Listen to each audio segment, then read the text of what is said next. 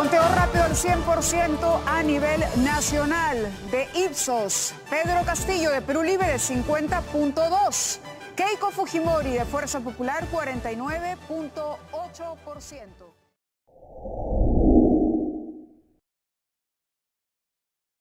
Pedro Castillo Terrones, un expresidente del Perú, el cual tuvo una campaña de primera vuelta que pasó desapercibida entre los medios, un expresidente que trató de representar un gran sector del Perú, el cual fue olvidado durante décadas, un expresidente con casi 80 ministros en menos de 2 años, y un expresidente que actualmente se encuentra preso tras un fallido golpe de Estado. Castillo Terrones fue elegido de manera democrática a pesar de las acusaciones de fraude por parte de partidos políticos de derecha como Renovación Popular y Fuerza Popular.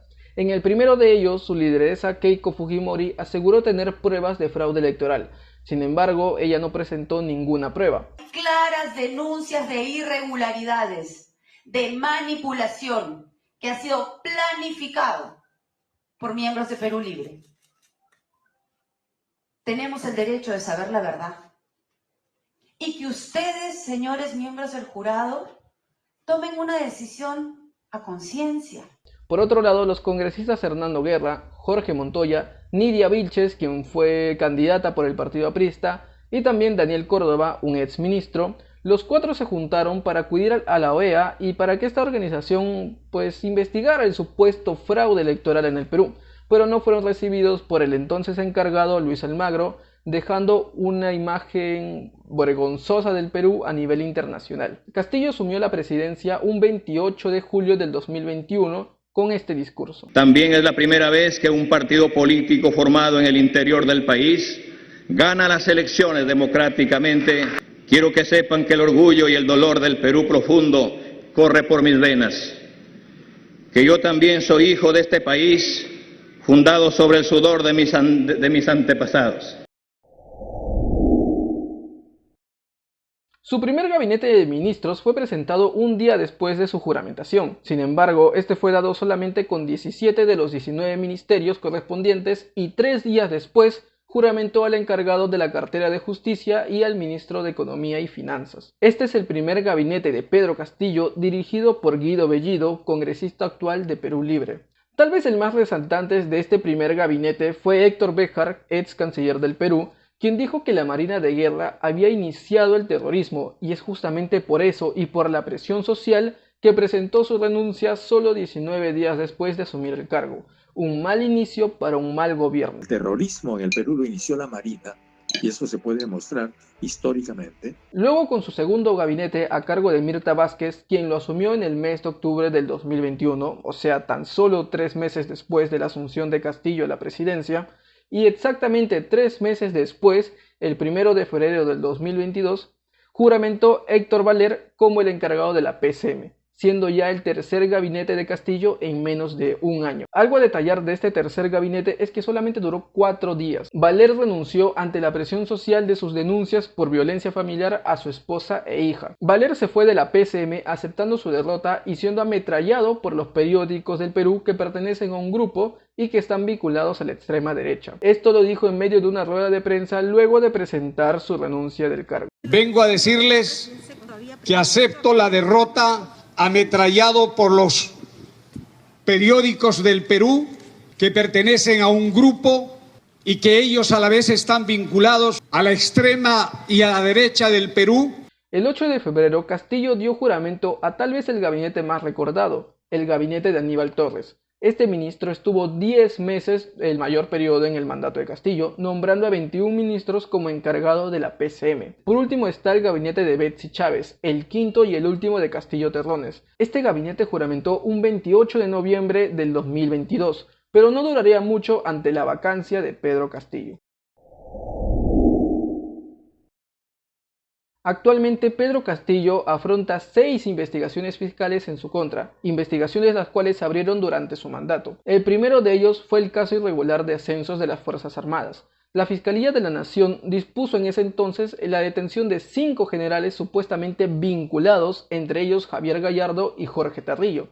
Asimismo, se pidió el allanamiento de la vivienda de Walter Ayala, ex ministro de Defensa. Según los colaboradores eficaces de la Fiscalía, se habían pagado entre $20.000 y $40.000 para el ascenso de al menos 9 oficiales de la policía. Esto según el diario El Comercio. El último 5 de mayo del 2022, la Fiscalía de la Nación abrió su segunda investigación contra Pedro Castillo, en contra de los congresistas de Acción Popular conocido como Los Niños.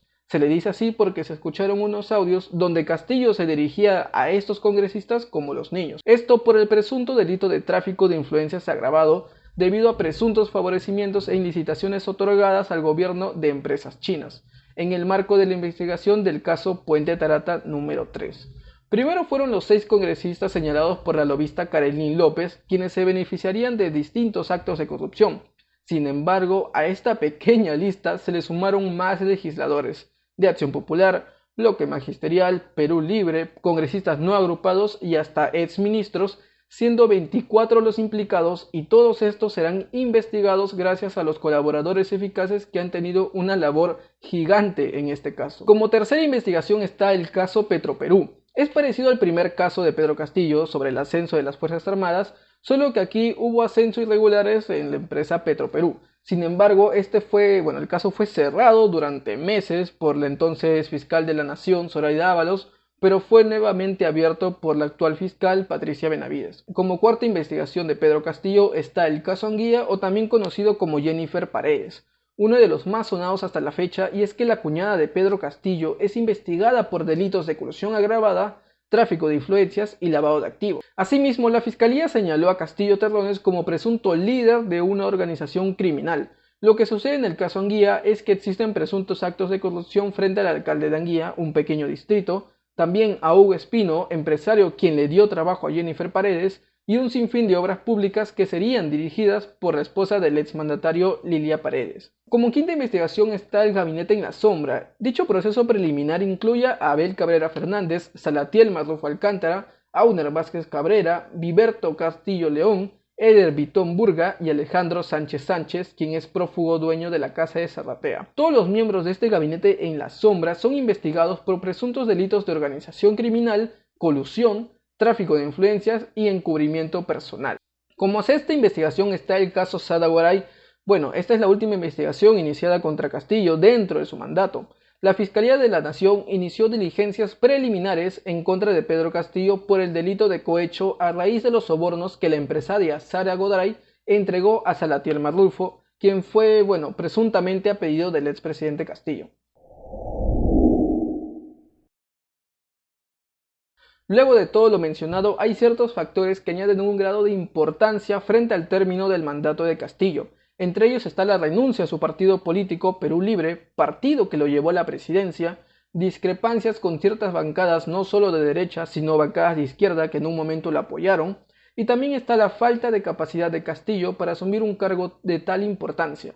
Y no digo que las intenciones hayan sido malas, tal vez las intenciones fueron otras, pero ahora que sabemos los actos de corrupción en el cual se ve involucrado, es obvio que existe una antítesis entre lo expuesto por Castillo durante su campaña y lo realizado durante su mandato. Si bien y espero que esto no sea una defensa del ahora presidiario Castillo, pero recordar que esta crisis no viene desde hace un año y medio. Esta crisis política lleva por lo mínimo desde el 2016. Y con respecto a las marchas que se están realizando y las cuales existen muchas cuestiones por las que se hacen, aclarar que no se movilizan desde hace poco más de un mes. Estas marchas llevan casi 8 meses. Esto lo dijo el ex jefe de la LINI, Wilson Barrantes, en una entrevista con La República, donde también mencionó que las protestas empezaron solamente con 16 asociaciones civiles que no tenían ningún vínculo entre sí, pero hasta la toma de Lima del 19 de enero del 2023, se registraron 146 asociaciones civiles de todas las regiones del país para unirse a las protestas. El final de Pedro Castillo, o hasta lo que ahora podemos definir como su final,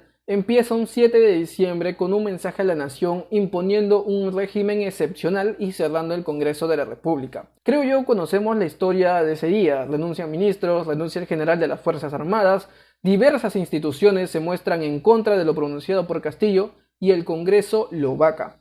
Y digo vacancia entre comillas porque, si bien lo hicieron, eso no era parte del protocolo que se debe seguir.